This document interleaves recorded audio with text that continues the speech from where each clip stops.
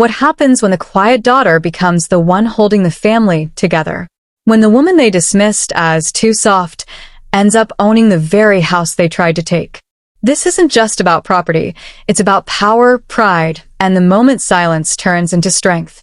In this story, one woman learns that loyalty without respect is just control in disguise, and the only way to protect peace is to claim what's yours. Comment where you're watching from. I want to know who's here tonight. Mom's 60th birthday dinner was supposed to be a celebration, not a showdown, but in my family, peace never lasted long, especially when my older sister Tasha Evans decided to take the spotlight.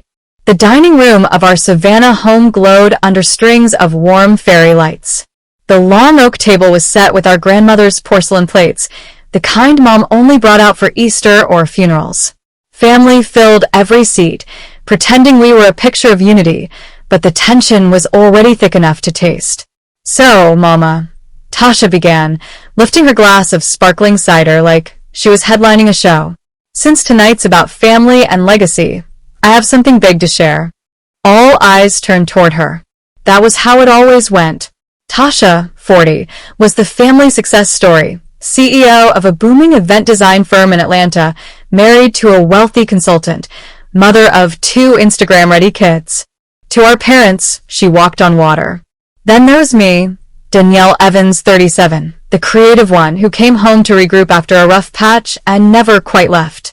I'd been the one cooking, scheduling Mom's doctor visits, helping with bills while trying to rebuild my own life. But none of that ever seemed to count when Tasha entered the room. "Go on, baby," Mom said, smiling like a woman about to unwrap good news. "Well," Tasha said with a practiced pause, "Calvin and I have been talking.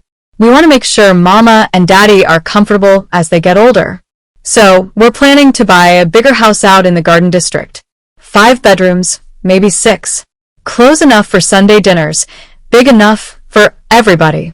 "That sounds beautiful," Mom beamed. "But what about this house?" Tasha's smile sharpened. "That's the best part. You can sell this place and use the money toward the new home. Calvin already ran the numbers. Houses on Dorsey Lane are going for almost $950,000 right now. You'd make a fortune." My stomach nodded. This was the house we grew up in, the porch where I learned to braid my sister's hair, the kitchen where Mom taught me to make gumbo from scratch, the same home where I now took care of her after her stroke. Dad hesitated. "Hold on, sweetheart. We've been here 32 years. What about Danielle? This is still her home too." The room went still. I could feel everyone's gaze swing toward me, waiting for me to nod along like a good daughter who knew her place. Tasha brushed a strand of hair behind her ear and gave that smile I'd seen her use on clients. "Danny can find her own space. She's a grown woman. Besides, moving out might be good for her. Help her start fresh." Laughter rippled around the table. My cousin Bria clapped. "Look at you, Tasha, planning the family future like a boss." I forced a smile, though heat burned in my chest. They were toasting to the sale of my home, as if it were a new business venture. Dad shifted uncomfortably.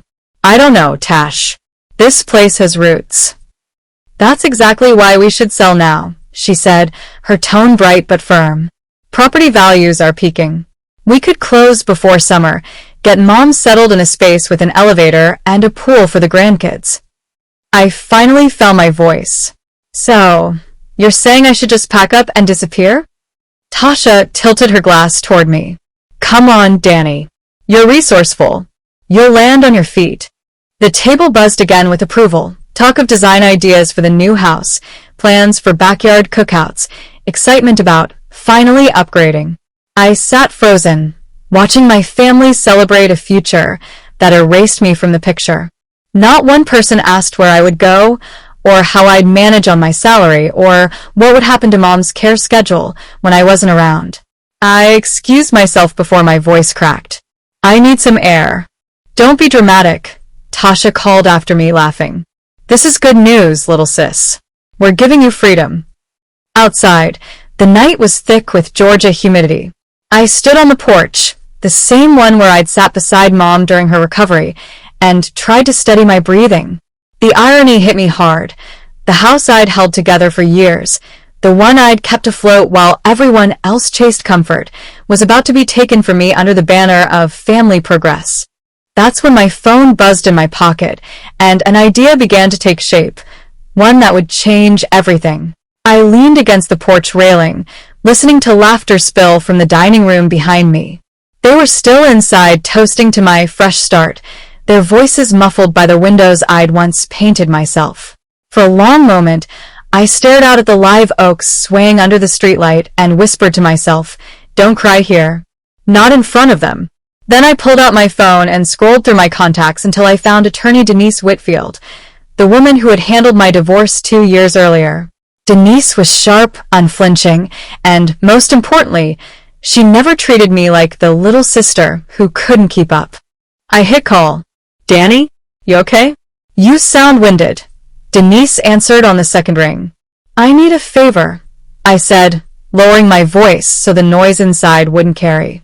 "Can you pull property records for 242 Dorsey Lane?" "Our family home?" she asked immediately, recognizing the address. "Yeah. I just need to know who officially owns it and whether there's any active mortgage or lien." "Sure thing. Give me a minute." I could hear her typing in the background. The hum of crickets filled the silence. When she spoke again, her tone had shifted. "Danielle, this is strange." My chest tightened. "What do you mean, strange?" "Well, according to Chatham County records, the deed's not under your parents' names anymore." I blinked. "Come again." "The current owner is Bayline Property Trust LLC," she said carefully. "And there's a major loan attached to it, but it looks like it was refinanced about 16 months ago." "Danielle, you didn't tell me you were involved in that trust." My breath caught. "Because I am the trust." Silence stretched across the line. "Your Bayline Property Trust?" Denise finally asked. "I am." The words came out quiet but firm. I hadn't said them aloud since the day I filed the paperwork. "Danny," she said, still processing, "you bought your parents' house." "Not exactly. I saved it." I turned and looked at the windows glowing with laughter and candlelight. After Mom's stroke, I found out they were nearly 6 months behind on the mortgage. The bank was preparing foreclosure paperwork. They were too proud to admit it. "And you stepped in," Denise murmured. "I used what was left from my settlement to create Bayline Trust and purchase the property at the courthouse auction.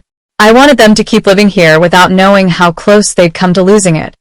"That's honestly, Danny, that's incredible." "Or foolish," I said softly. "Now Tasha wants to sell my house, and none of them know they don't own it anymore."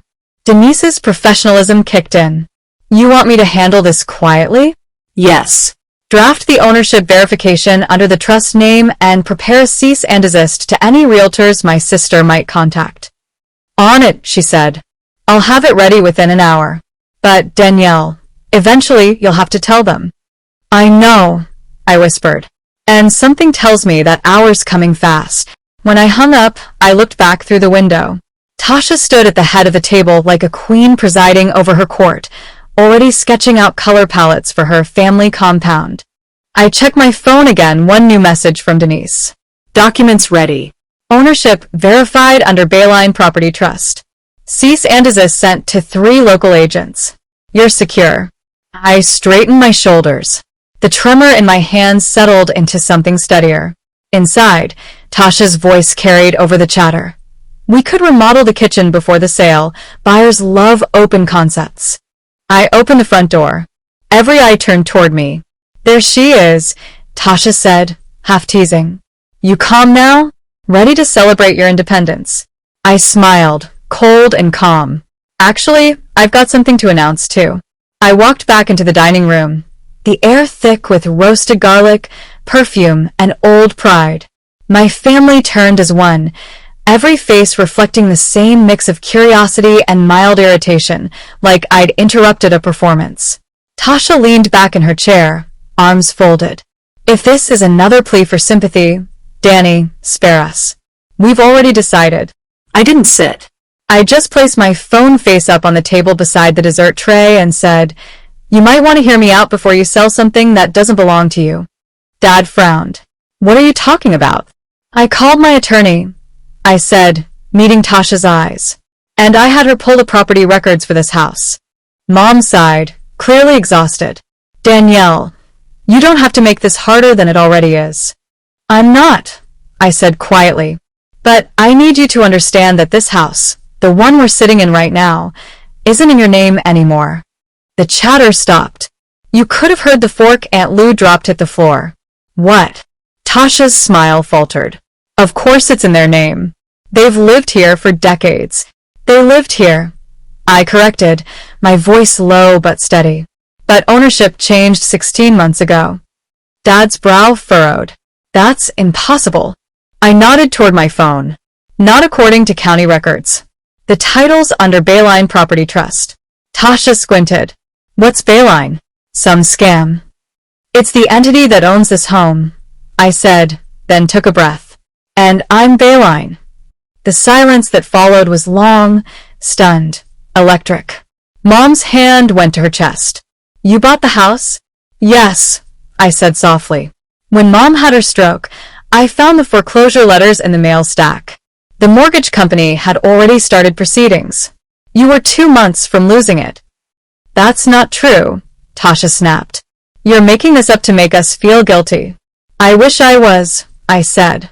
But I saw the bank stamps myself. I used what I had left from my divorce settlement to buy the property under a trust, so y'all could keep living here without worrying about losing your home. Dad stared at me, pale under the warm light. You used your own money? Yes, sir.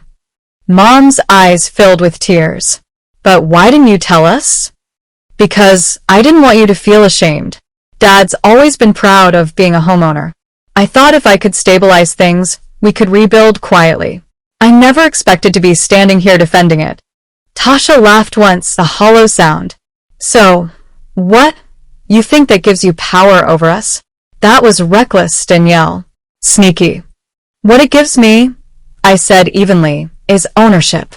You are about to sell something that isn't yours. A wave of voices erupted, relatives murmuring, chairs scraping. Aunt Lou said, Lord have mercy, while my cousin Bria whispered, she bought it, like she couldn't believe it. Dad rose slowly, gripping the back of his chair for balance. Let me get this straight. You saved the house. You paid off the debt. And you've been letting us stay here free? Yes. He looked at me for a long time, long enough that I couldn't tell whether the look was anger, pride, or both. Then he exhaled. We've been treating you like you were the one who needed saving. Mom's tears finally broke. Baby, we didn't know. We should have known. You couldn't, I said. I kept it quiet because I wanted peace.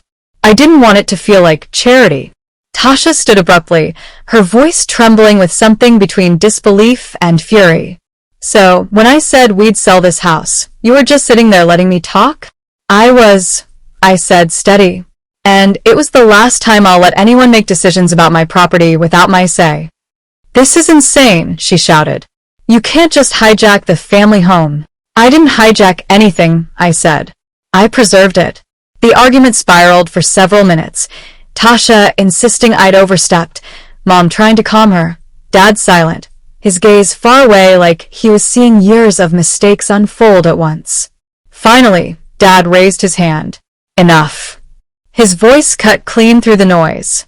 Everyone froze. Danielle, he said, slow and clear. When we were about to lose this house, you stepped in. Yes, sir.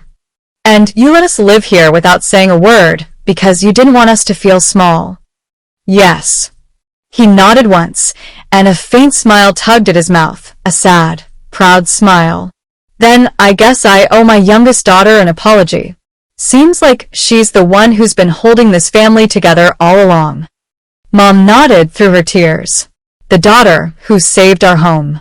Tasha's face tightened, the shimmer in her eyes turning sharp. You're really taking her side? Dad turned toward her. No, Tasha. I'm recognizing truth.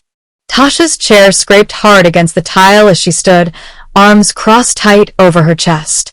So that's it? Y'all just gonna let her play landlord now? Mom wiped her eyes. Tasha, no one's playing anything.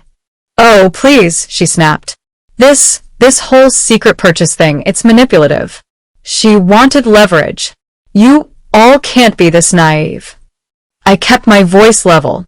What I wanted was for you not to lose the house our grandparents built from scratch. Don't you dare try to rewrite this like you're some kind of hero, Tasha said, stepping closer. You've been sitting here soaking up pity for years, acting like life dealt you bad cards while the rest of us worked for what we have. I worked too, I said quietly, just not in a way that made headlines. That settlement money from your ex doesn't count, she snapped. Mom gasped. Tasha. But Tasha was already rolling. Oh, come on. Let's call it what it is. She lucked out in divorce court and suddenly wants a medal for spending it on the house? If I'd known you were this desperate for validation, Danny, I would have thrown you a parade. I felt my pulse steady, not rise. I didn't spend that money for attention. I did it so you'd still have a front porch to argue on. Dad stood slowly, voice deep and measured. Enough. Both of you. But Tasha wasn't finished. No, Daddy. We're not pretending like she's some saint. She hid things. She lied. She protected us, Mom said softly. Tasha turned to her. You're taking her side too? Dad's gaze sharpened. We're taking the side of truth, Tasha. You came in here tonight trying to make decisions for everyone without asking, without listening, and now you're angry because the person you thought was weak turned out to be strong. The room went dead quiet. Tasha blinked, stunned that the man who once called her my little CEO had just checked her in front of everyone. So that's how it is? You're choosing her? Dad straightened fully now, voice clear. You asked me to choose, didn't you? She opened her mouth but said nothing. I choose the daughter who made sure her mother had medicine when the insurance wouldn't cover it, he said. The daughter who paid the electric bill without bragging about it. The one who carried this house through a storm while the rest of us were too proud to admit we were sinking. Mom rose and came to stand beside him. I choose the daughter who saw family as something to protect, not to profit from. Tasha stared at them, eyes glistening, pride crumbling, but even then, she couldn't stop herself. Wow, she said, her laugh shaky. Guess all it takes to be the favorite is buying your way into sainthood. I swallowed hard but didn't respond. Come on, Calvin, she said to her husband, snatching her purse from the table. Let's go. I'm done being the villain in her redemption story. Tash, Mom started, but she raised her hand. Don't. You've made your choice. She turned to me one last time. You can keep your house, little sister. Just remember, walls don't make a family. Loyalty does. And you lost mine tonight. Then she was gone, the door closing behind her like the final clap of thunder after a storm. The silence that followed was heavy, the kind that makes a person notice the smallest sounds, the tick of the old clock, the hum of the refrigerator, the faint whistle of wind through the window panes. Dad sat down slowly, rubbing his forehead. Lord, we've made a mess of things. Mom reached for my hand. We didn't see what you were carrying, baby. We should have known. You couldn't have, I said quietly. You were just trying to survive. For a long while, none of us spoke. Then Dad looked up. This is your home now, Danielle. You don't owe us rent or gratitude. You gave us shelter when we didn't even realize we needed saving. But if you want us gone... I shook my head before he could finish. No. This house isn't about ownership anymore. It's about legacy. You're not going anywhere. Mom smiled through tears, her voice trembling. Thank you, baby. I looked toward the door where Tasha had left and whispered, almost to myself, family isn't about who shouts the loudest. It's about who stays standing when the shouting stops. The house felt impossibly quiet once Tasha's car pulled away. Only the low hum of the air conditioner and the faint clink of ice in Mom's untouched glass filled the space that had been buzzing minutes ago. Dad leaned back in his chair, shoulders heavy. All those years I told myself I knew my children, he said, voice rough. Turns out I never really saw what either of you were carrying. Mom reached for his hand, then looked at me.